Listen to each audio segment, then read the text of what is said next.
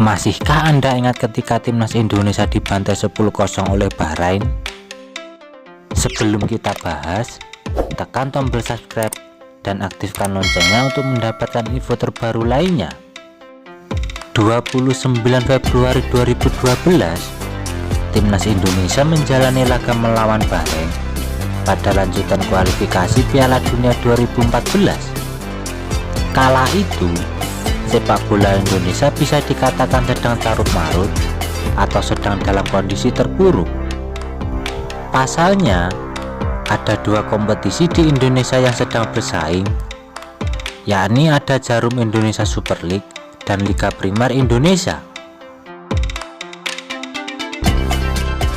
Pemain yang tampil di laga melawan Bahrain kala itu adalah pemain dari Liga Primer Indonesia, yang notabene liga yang baru dibentuk oleh Ketua Umum PSSI Johar Arifin. Sedangkan Jarum Indonesia Super League atau ISL, yang sebenarnya liga lama Indonesia, kala itu tidak dianggap oleh PSSI.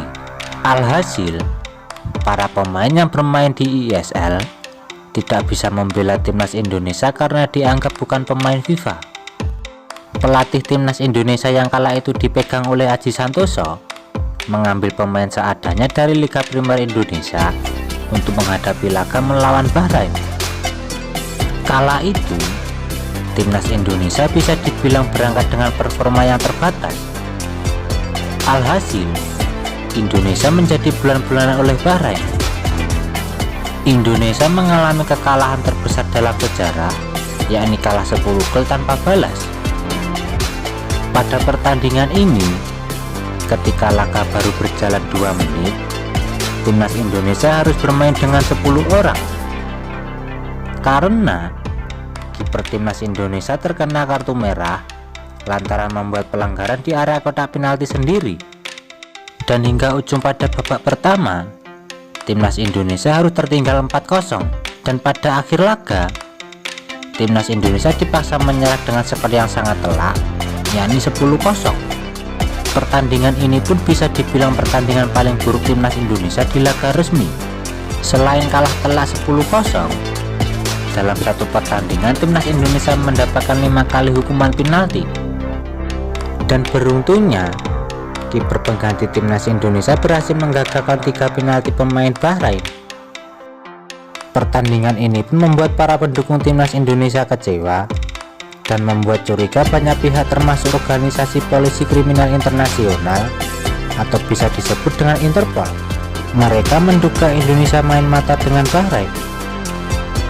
Pasalnya, Bahrain membutuhkan kemenangan minimal selisih 7 gol untuk bisa lolos ke babak selanjutnya kualifikasi Piala Dunia 2014. Setelah para punggawa timnas Indonesia pulang ke tanah air, mereka sempat diperiksa oleh Interpol.